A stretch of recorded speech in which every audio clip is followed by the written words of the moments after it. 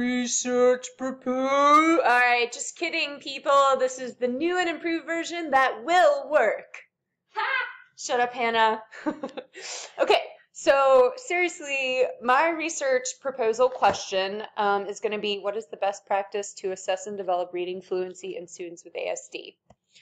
Okay, so reading fluency is the ability to read a text accurately, quickly, and with expression, basically to read like you speak. And reading fluency is one of the three core elements to being a successful reader. Okay, so you've got word recognition, reading rate, and reading fluency that contribute to a reader's success. Reading fluency is important because it's the very powerful bridge between word recognition and comprehension. Because fluent readers don't have to concentrate on decoding the words, they can focus on what the text means, which is the true goal of reading. Also, if students have trouble getting through a sentence, they might be prone to have like lower levels of motivation and self-esteem as readers. So we definitely want to stray away from making our students feel like that. Also, when students reach higher levels of fluency, they're able to tap into metacognitive strategies, so they can visualize, they can question and interpret, and they can think about how they're actually feeling and thinking about a text. So basically, reading fluency is a very important and vital stepping stone to being a successful reader. Okay, so the research availability is pretty scarce about reading fluency, and it's even more scarce as you start to move into students with autism spectrum disorders. When I was researching about this, it took me a long time to find articles and interventions that focused on this. So that's why I ended up wanting to do my research proposal on this. Okay, so like I said previously, reading fluency is the ability to read like you speak, and that was a core element in what researchers were looking at in my literature review and what I was investigating for my own research.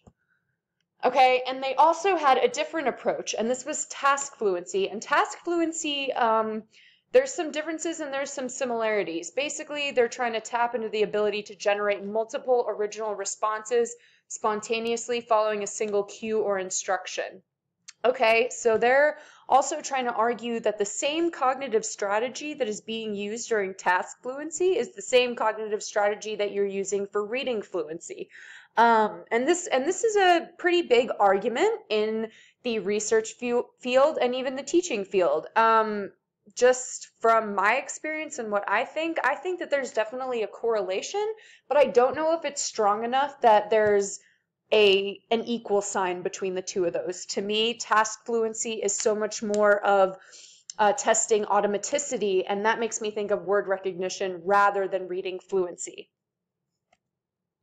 Okay, so a quick literature review. We had Article 1 that was specifically looking at oral reading fluency through the processes of listening, passage preview, and repeated readings. We start with Article 2, and we start to see that task fluency be introduced. And they're assessing a battery of tasks that assess word fluency, ideational fluency, and design fluency. Article 3, we're still going with that task fluency, and they're trying to test the number of consecutive fluent responses. Article 4, we are still in task fluency on verbal fluency tasks. They investigated and tested the participants' ability to form clusters of words or to switch between uncorrelated words.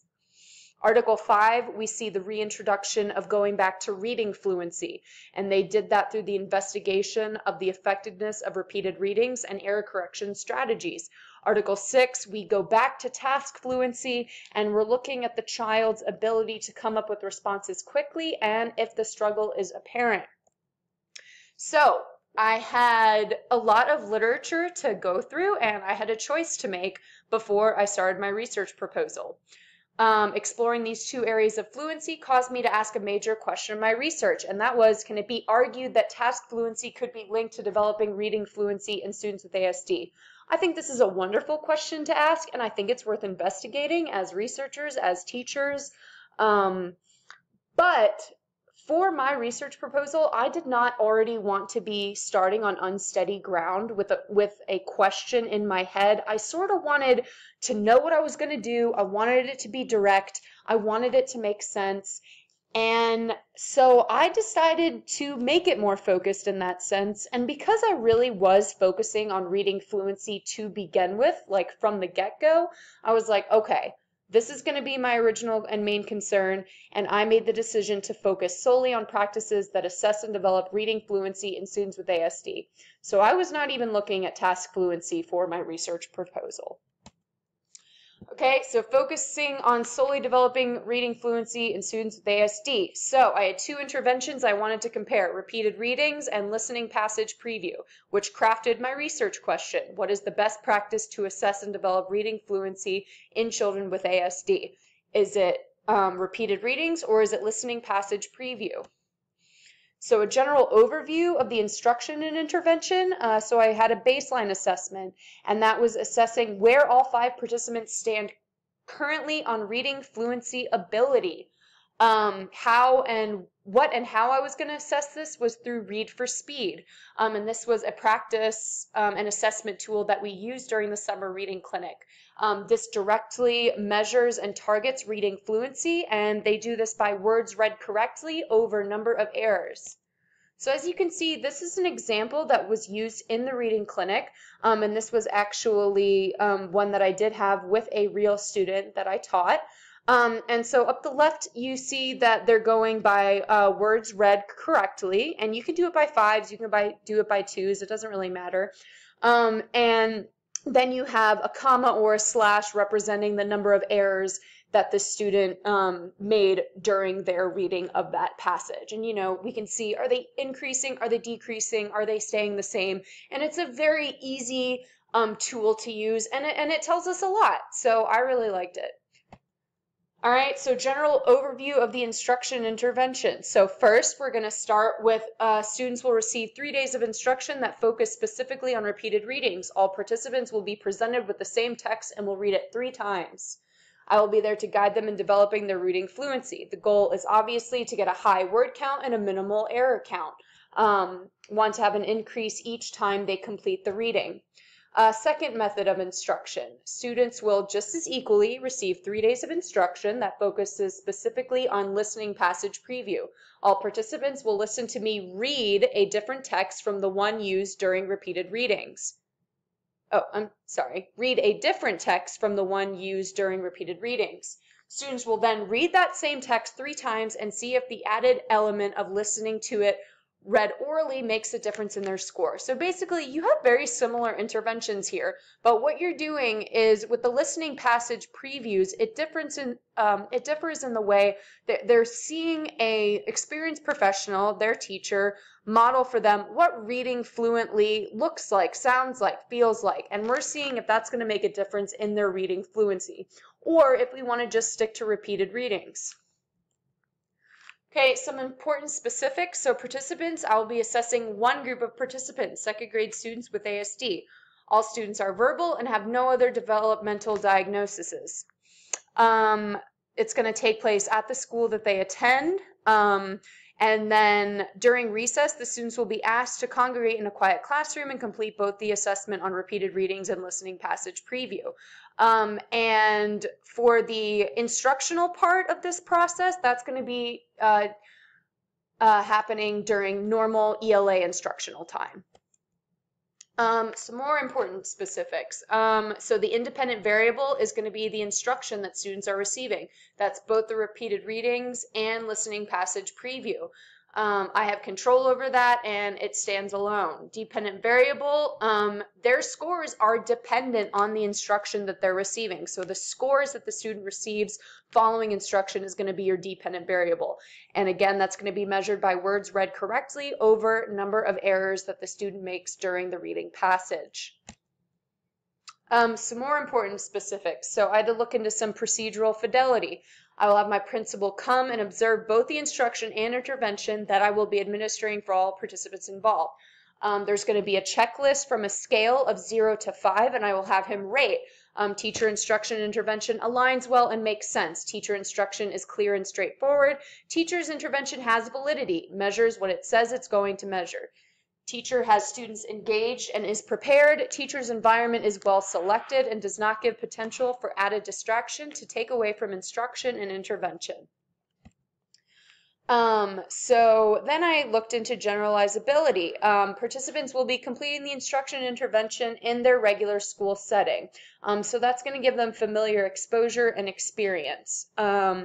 I'm also using reading materials and approaches that are not only widely known, but widely accepted by the reading community. So the Read for Speed chart that targets reading fluency was given to me by Daryl Morris, and we all know that he is widely known in the reading department. Also, there are books that I'm using that are specifically structured and targeted to assess reading fluency. So essentially, resources and approaches can be moved across time, place, and participants. Alrighty, so then we're going to look at social validity. So before I even give out the survey that I had planned to give to the participants' parents, I think that there's, just from my side, I think there's a lot of social validity to this because of the limited amount of research that is done on this and just how important reading fluency actually is. I mean, the fact that it's one of the 3 cornerstones of being a beginning successful reader and beyond, I mean, it already tells us how important it is, right? And even when you move away from, typically developing students, there was even less and less research on students with autism spectrum disorders. So this is completely applicable to classroom environments, and it's extremely important that we are able to identify best practices and approaches. Like I said, in addition to that argument, I have a survey, which is right here, and it will read as follows. So you've got the first 3 questions are a lot about the child's background in reading, asking the parents to sort of assess and discuss reading rate, reading fluency, reading engagement, and reading level. What are some reasons that their child either succeeds or struggles with reading? What role do you think reading plays in your child's life? And then we get these last 2 questions that are directly important to the intervention that I chose to do. And that was, what role do you think reading fluency plays in your child's life? Being able to get through a text well and read like you speak. What is the benefit of instructing and assessing on elements of reading, such as reading fluency? Last but not least, we've got data analysis. So I will be using a graph, which is very similar to the one used for Read for Speed that I used during the instruction and intervention process, to either show an increase, decrease, or a level of stagnancy, is that a word? Or a level of staying the same, whatever you want to say, in reading fluency development. So I think that this chart it's easy to read. It's an easy tool to have access to. You can make as many copies as you want. You can always have this with you. And it tells us a lot, It tells us how well a student is getting through their reading. And that's sort of, if we can have that as an assessment tool, we're able to pull in a lot of information just from this one graph. There's not a lot of complicated ways to look at it. It's very straightforward. I definitely have advocacy for this graph for any educator or for any researcher regarding fluency. So let's see. So basically, this allows me to answer my research question by either saying repeated readings is the best practice for assessing and developing reading fluency, or listening passage preview is the best practice for assessing and developing reading fluency in students with ASD. So basically, this graph will be the staple of my data analysis and will allow me to answer that original research question that I had. Alrighty, guys, that's it. Thank you.